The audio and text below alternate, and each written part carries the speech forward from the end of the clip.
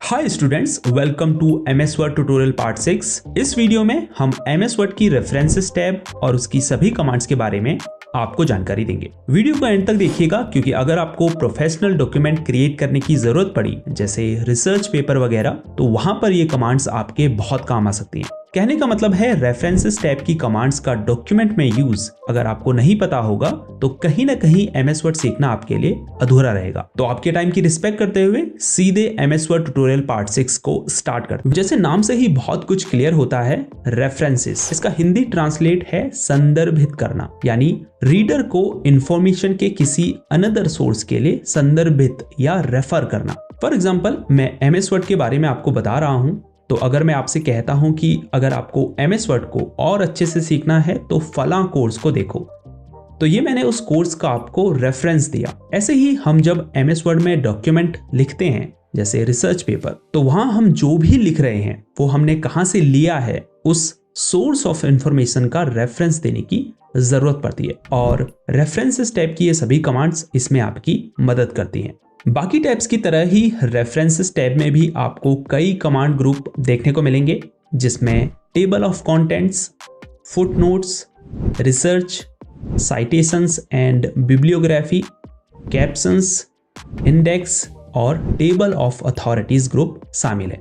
अब इतने बोरिंग नाम सुन के वीडियो बंद नहीं करनी है, क्योंकि मैं पूरी कोशिश करूंगा कि इन कमांड्स को इजी और इंटरेस्टिंग वे में आपको समझाऊं। तो सबसे पहले टेबल ऑफ कंटेंट्स से स्टार्ट करते हैं। टेबल ऑफ कंटेंट्स का मतलब है विषय सूची या विषय तालिका से।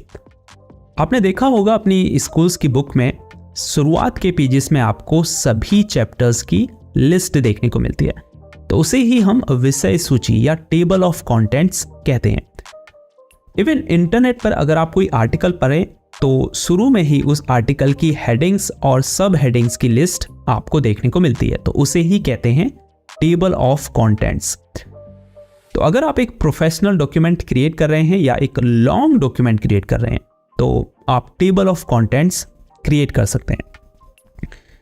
तो यहां कुछ built in table of contents दिए गए हैं जिन्हें आप चूज कर सकते हैं। तो आप देख सकते हैं ऑटोमेटिकली इस डॉक्यूमेंट्स की सभी हेडिंग्स टेबल ऑफ कंटेंट्स में ऐड हो चुकी हैं। तो अगर आपने अपने डॉक्यूमेंट में हेडिंग और सब हेडिंग्स अच्छे से क्रिएट की होंगी तो यहां वो इसी तरह से शो होने लगेंगे। अगर आपको किसी पर्टिकुलर हेडिंग पर जंप करना है तो कर्सर को उस हेडिंग पर रखें और कंट्रोल की को दबाकर होल्ड रखें, फिर माउस से लेफ्ट क्लिक करें, आप उस हेडिंग पर जंप कर जाएंगे। आप यहां से कस्टम टेबल ऑफ कंटेंट्स भी क्रिएट कर सकते हैं और टेबल ऑफ कंटेंट्स रिमूव करने के लिए रिमूव टेबल ऑफ कंटेंट्स पर क्लिक करें। इसी ग्रुप में नेक्स्ट कमांड है ऐड टेक्स्ट। इससे बेसिकली आप डॉक्यूमेंट में लेवल 1, 2 और 3 की हेडिंग्स क्रिएट कर सकते हैं, यानी हेडिंग 1, हेडिंग 2 और हेडिंग 3 क्रिएट कर सकते हैं। तो चलिए सबसे पहले मैं एक न्यू हेडिंग क्रिएट करता हूं। New heading. अब इसे हेडिंग 1, 2, 3 में कन्वर्ट करने के लिए पहले इसे सेलेक्ट करेंगे, फिर ऐड टेक्स्ट पर क्लिक करेंगे और फिर हमें जो भी इसे बनाना है हेडिंग 1, 2, 3 उस पर क्लिक कर देंगे। आप देख सकते हैं ये टेक्स्ट हेडिंग में कन्वर्ट हो चुका है। लेकिन अगर आप यहां देखें तो जो हेडिंग हमने क्रिएट की थी वो यहां टेबल ऑफ कंटेंट्स में ऐड नहीं हुई है, तो उसके लिए हमें यहां अपडेट टेबल पर क्लिक करना होगा। उसके बाद अपडेट एंटायर टेबल को सेलेक्ट करके ओके पर क्लिक करना होगा। आप देख सकते हैं यहां वो हेडिंग आ चुकी है। नेक्स्ट कमांड ग्रुप की तरफ बढ़ते हैं, जो है फुटनोट्स। फुटनोट का यूज बेसिकली आप डॉक्यूमेंट में किसी वर्ड या सेंटेंस को फर्दर एक्सप्लेन करने के लिए या उससे रिलेटेड रेफरेंस प्रोवाइड करने के लिए कर सकते हैं। फॉर एग्जाम्पल, हमें रीडर को इस सेंटेंस के बारे में और डिटेल में एक्सप्लेन करना है, तो हम इस पैराग्राफ के लास्ट में कर्सर को रखेंगे, फिर यहां इंसर्ट फुटनोट पर क्लिक करेंगे। आप देख सकते हैं हम डॉक्यूमेंट पेज के बॉटम में आ चुके हैं। यहां हमें जो भी लिखना है वो लिखेंगे। एक बात जो ध्यान देने वाली है, इस फुटनोट के फ्रंट में सुपरस्क्रिप्ट फॉर्मेट में 1 लिखा हुआ है, और अगर आप उस सेंटेंस में जाएं जिसके लिए हमने फुटनोट ऐड किया था तो वहां भी आपको 1 लिखा हुआ दिखाई देगा। इससे रीडर को पता चलता है कि 1 नंबर का फुटनोट किस सेंटेंस या वर्ड को रेफर कर रहा है। ऐसे ही आप डॉक्यूमेंट पेज में एक से अधिक फुटनोट इंसर्ट कर सकते हैं।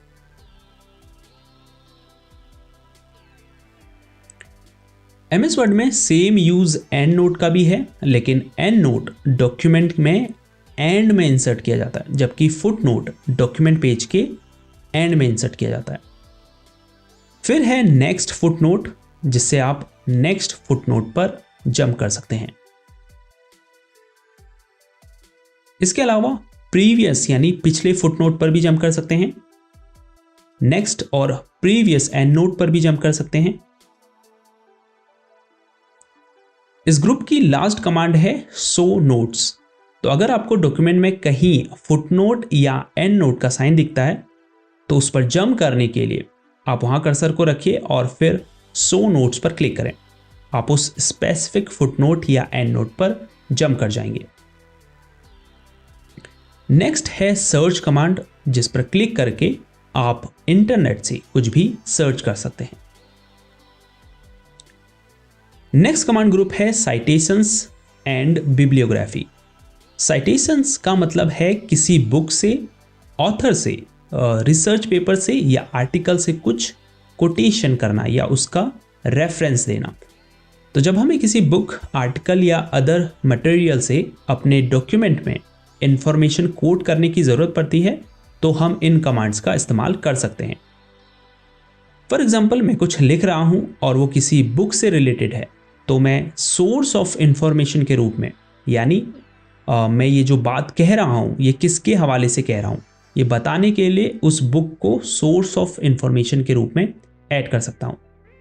तो जब आप रिसर्च पेपर लिख रहे होते हैं वहाँ आपको साइटेशन इंसर्ट करने की सबसे अधिक ज़रूरत पड़ती है। तो चलिए आप साइटेशन इंसर्ट करना सीखते हैं। तो जैसे ये डॉक्यूमेंट हमने अपनी वेबसाइट nayaseekho.com से कॉपी किया है, तो हम डॉक्यूमेंट के एंड में कर्सर को रखेंगे, फिर यहां ऊपर इंसर्ट साइटेशन पर क्लिक करेंगे, फिर ऐड न्यू सोर्स पर क्लिक करेंगे। अब यहां टाइप ऑफ सोर्स में आपको सोर्स के टाइप को सिलेक्ट करना है जहां से इंफॉर्मेशन को कोड किया गया है। जैसे बुक हो सकती है, बुक का कोई सेक्शन हो सकता है, जर्नल आर्टिकल हो सकता है, report, websites and so on. जैसे हम वेबसाइट सेलेक्ट कर लेते हैं। अब यहां ऑथर में उस व्यक्ति का नाम लिखिए जिसने वह आर्टिकल लिखा है, उस वेब पेज का नाम,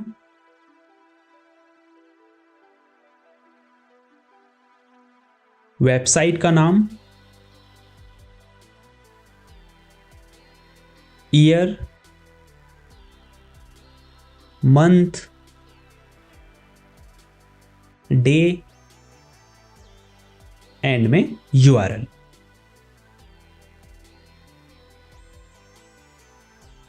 अगर आपको और फील्ड्स ऐड करने हैं तो शो ऑल बिब्लियोग्राफी फील्ड्स को सिलेक्ट करें, अंत में ओके पर क्लिक कर दें। तो आप देखिए ये साइटेशन इस तरह यहां शो होने लगा है। मैनेज सोर्सेज से आप डॉक्यूमेंट में इंसर्ट किए गए सभी साइटेशंस को मैनेज कर सकते हैं। जैसे साइटेशन को मास्टर लिस्ट से करंट लिस्ट में कॉपी कर सकते हैं, साइटेशन को डिलीट कर सकते हैं, एडिट कर सकते हैं और न्यू साइटेशन ऐड कर सकते हैं। स्टाइल कमांड से आप डॉक्यूमेंट में साइटेशन के स्टाइल को चेंज कर सकते हैं। फिर है बिब्लियोग्राफी। ये बेसिकली आपके द्वारा डॉक्यूमेंट में इंसर्ट किए गए सभी साइटेशंस या सोर्सेज की लिस्ट होती है। आप डॉक्यूमेंट के एंड में उन सभी साइटेशंस की लिस्ट को डिस्प्ले कर सकते हैं जिन्हें आपने डॉक्यूमेंट में इंसर्ट किया है। यहां से आप बिब्लियोग्राफी स्टाइल चूज कर सकते हैं। तो देखिए यहां पर इस साइटेशन की कंप्लीट डिटेल्स जो हमने ऐड की थी शो होने लगी है। अगर हमने एक से अधिक सोर्सेस डॉक्यूमेंट में इंसर्ट किए होते तो वो भी हमें यहाँ शो होते। आप यहां से इसका स्टाइल भी चेंज कर सकते हैं। नेक्स्ट कमांड ग्रुप है कैप्शंस। तो एमएस वर्ड में आप किसी ऑब्जेक्ट जैसे पिक्चर, चार्ट, टेबल एक्सेट्रा के नीचे या ऊपर कैप्शन ऐड कर सकते हैं। कैप्शन बेसिकली आपको उस पिक्चर के बारे में बताता है। फॉर एग्जांपल, मैंने किसी जगह की पिक्चर डॉक्यूमेंट में ऐड की है तो मैं उसके लिए कैप्शन इंसर्ट करके बता सकता हूँ कि ये जगह कहाँ है और इस प्लेस का क्या नाम है। तो इस तरह से कैप्शन का यूज़ किया जाता है। लेकिन एमएस वर्ड में स्पेशली ऑब्जेक्ट्स को लेबल करने के लिए कैप्शन का इस्तेमाल किया जाता है। इसको और अच्छे से समझाने के लिए पहले मैं एक पिक्चर इंसर्ट कर लेता हूँ। तो हमने यहाँ पर रेफरेंस टैब का स्क्रीनशॉट इंसर्ट कर दिया है और हमने यहाँ पर लिखा है फिगर 1 देखें। लेकिन पढ़ने वालों को कैसे पता चलेगा कि फिगर 1 कौन सा है? खैर, अभी तो हमने पैराग्राफ के ठीक नीचे इसे इंसर्ट किया है, लेकिन अगर यह डॉक्यूमेंट में कहीं और इंसर्ट होता तो उसके लिए हमें इस पिक्चर में कैप्शन ऐड करने की ज़रूरत पड़ती। तो उसके लिए पिक्चर को सेलेक्ट करेंगे और फिर इंसर्ट कैप्शन पर क्लिक करेंगे। तो यहाँ ऑलरेडी कैप्शन में फिगर 1 ऐड है। हम इसमें एमएस वर्ड रेफरेंस टैब और ऐड कर देते हैं। चूंकि ये पिक्चर है तो लेबल में फिगर ही रहने दें, अदरवाइज आप टेबल और इक्वेशन भी सेलेक्ट कर सकते हैं। पोजीशन आपको सिलेक्ट करनी है कि आप पिक्चर के ऊपर या नीचे कैप्शन रखना चाहते हैं। हम बिलो सेलेक्ट करते हैं, उसके बाद ओके पर क्लिक कर देते हैं। तो आप देखिए पिक्चर के बिल्कुल ठीक नीचे कैप्शन ऐड हो चुका है। तो इस तरह से आप डॉक्यूमेंट में कैप्शन का इस्तेमाल कर सकते हैं। फिर है इंसर्ट टेबल ऑफ फिगर्स। अगर आपको उन सभी कैप्शन्ड ऑब्जेक्ट्स की लिस्ट डॉक्यूमेंट में ऐड करनी है तो आप इस कमांड पर क्लिक कर सकते हैं। कैप्शन्ड ऑब्जेक्ट से मतलब है वो ऑब्जेक्ट्स जिनमें आपने कैप्शन ऐड किया है। तो मैं आपको करके दिखाता हूं। पहले वहां कर्सर को रखेंगे जहां ये लिस्ट इंसर्ट करनी है, फिर इंसर्ट टेबल ऑफ फिगर्स पर क्लिक करेंगे। इन ऑप्शंस को डिफॉल्ट ही सेट रहने दें और ओके पर क्लिक कर दें। तो देखिए यहां वो लिस्ट शो हो रही है, साथ ही कौन से पेज में ये फिगर है ये भी यहां शो हो रहा है। अगर आप इसमें कर्सर को रखकर कंट्रोल प्लस क्लिक करेंगे तो आप उस ऑब्जेक्ट पर पहुंच जाएंगे। अपडेट टेबल पर क्लिक करके आप इस टेबल ऑफ फिगर्स की लिस्ट को अपडेट कर सकते हैं अगर आपने इसमें कुछ चेंजेस किए होंगे तो। नेक्स्ट कमांड है क्रॉस रेफरेंस। अगर आपको अपने डॉक्यूमेंट में किसी हेडिंग, फिगर, टेबल्स एक्सेट्रा को रेफर करना है तो आप क्रॉस रेफरेंस का यूज कर सकते हैं। फॉर एग्जांपल, इस पैराग्राफ से रिलेटेड एक फिगर हमारे डॉक्यूमेंट में इंसर्ट है, तो अगर हम रीडर को ये बताना चाहते हैं कि इसको और अच्छे से समझने के लिए ये फिगर देखें, तो हम यहाँ कर्सर को रखकर क्रॉस रेफरेंस पर क्लिक करेंगे और फिर रेफरेंस टाइप में फिगर सेलेक्ट करेंगे। अगर आप heading, bookmark, footnote, and note and so on का रेफरेंस देना चाहते हैं तो आप यहाँ से उस रेफरेंस टाइप को सेलेक्ट कर सकते हैं। इंसर्ट रेफरेंस टू में अगर आपको इंटायर कैप्शन इंसर्ट करना है तो इसे सेलेक्ट कीजिए। इसके अलावा आप ओनली लेबल एंड नंबर या अदर ऑप्शंस सेलेक्ट कर सकते हैं। अब इंसर्ट पर क्लिक कर दें। आप देखिए यहाँ पर वह क्रॉस रेफरेंस इंसर्ट हो चुका है। नेक्स्ट कमांड ग्रुप है इंडेक्स। सो इंडेक्स बेसिकली मोर और लेस टेबल ऑफ कंटेंट जैसा ही होता है, लेकिन ये डॉक्यूमेंट के एंड में डिस्प्ले किया जाता है। आप बेसिकली डॉक्यूमेंट के उन टॉपिक्स को इंडेक्स में ऐड कर सकते हैं जो आपको लगता है रीडर के लिए जानना सबसे इंपॉर्टेंट है। ऐसा तब किया जा सकता है जब आपका डॉक्यूमेंट बहुत लंबा हो, तो ऐसे में रीडर पूरा डॉक्यूमेंट नहीं पढ़ पाता, लेकिन आप इंडेक्स के माध्यम से उसे बता सकते हैं कि ये टॉपिक्स डॉक्यूमेंट में सबसे अधिक इंपॉर्टेंट है। डॉक्यूमेंट में इंडेक्स इंसर्ट करने के लिए आपको 2 स्टेप्स करने होते हैं। फर्स्ट, आपको उन टॉपिक्स की इंडेक्स में एंट्री करनी होती है जिन्हें आप इंपॉर्टेंट समझते हैं। इसके लिए उन टॉपिक्स को सेलेक्ट करेंगे, फिर मार्क एंट्री पर क्लिक करेंगे। इन सेटिंग्स को अभी डिफ़ॉल्ट ही छोड़ दें, सीधे मार्क पर क्लिक करें। अब दूसरे टॉपिक को सिलेक्ट करें और फिर इस विंडो पर क्लिक करें और फिर मार्क पर क्लिक कर दें। ऐसे ही आप कितने भी टॉपिक को इंडेक्स में ऐड कर सकते हैं। तो ये तो हो गया फर्स्ट स्टेप, जिसमें आपको उन टॉपिक्स को सिलेक्ट करके इंडेक्स में ऐड करना है। नेक्स्ट स्टेप में आपको इंसर्ट इंडेक्स पर क्लिक करना है। इसके लिए सबसे पहले आपको डॉक्यूमेंट के एंड में जाना है, उसके बाद इंडेक्स ग्रुप में इंसर्ट इंडेक्स कमांड पर क्लिक करना है। यहां राइट अलाइन पेज नंबर्स को सिलेक्ट कर लें, बाकी सेटिंग्स को हम डिफॉल्ट ही रहने देंगे, फिर ओके पर क्लिक करें। पहले मैं फॉर्मेटिंग सिंबल्स को हाइड कर देता हूं।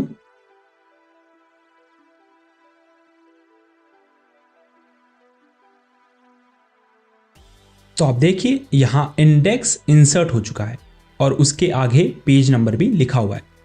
तो अब रीडर चाहे तो उस स्पेसिफिक पेज पर जाकर इस टॉपिक को पढ़ सकता है।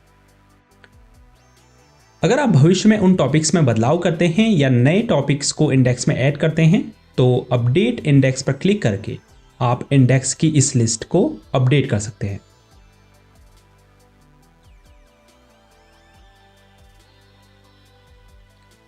रेफरेंसेस टैब का लास्ट कमांड ग्रुप है टेबल ऑफ अथॉरिटीज। अगर आप लीगल डॉक्यूमेंट क्रिएट कर रहे हैं तो वहां आपको टेबल ऑफ अथॉरिटीज या TOA इंसर्ट करने की जरूरत पड़ती है। टेबल ऑफ अथॉरिटीज बेसिकली एक लीगल डॉक्यूमेंट में मेंशन्ड सभी रेफरेंसेस या सोर्सेज की लिस्ट होती है। तो बिल्कुल सेम तरीके से जैसे हमने इंडेक्स इंसर्ट किया था, वैसे ही आप डॉक्यूमेंट में टेबल ऑफ अथॉरिटीज इंसर्ट कर सकते हैं। पहले उन सभी रेफरेंसेस को सेलेक्ट करके टेबल ऑफ अथॉरिटीज में ऐड करेंगे, फिर इंसर्ट टेबल ऑफ अथॉरिटीज पर क्लिक करके उस लिस्ट को डॉक्यूमेंट में इंसर्ट करेंगे। अगर आप भविष्य में रेफरेंसेस में बदलाव करते हैं या नए रेफरेंसेस को टेबल ऑफ अथॉरिटीज में ऐड करते हैं, तो अपडेट टेबल पर क्लिक करके आप टेबल ऑफ अथॉरिटीज की लिस्ट को अपडेट कर सकते हैं। सो आई होप आपको रेफरेंस टैब की सभी कमांड्स के इस्तेमाल के बारे में अच्छे से जानकारी हो गई होगी। अगर ऐसा है तो वीडियो को लाइक ज़रूर कीजिए और आगे की क्लासेस देखने के लिए चैनल को सब्सक्राइब भी ज़रूर कीजिए। अगर कोई सवाल है तो बेझिझक नीचे कमेंट में कीजिए, मैं उसका रिप्लाई आपको ज़रूर दूंगा। तो MS Word ट्यूटोरियल पार्ट 6 में इतना ही। आपसे मिलते हैं नेक्स्ट क्लास में, तब तक के लिए गुड बाय।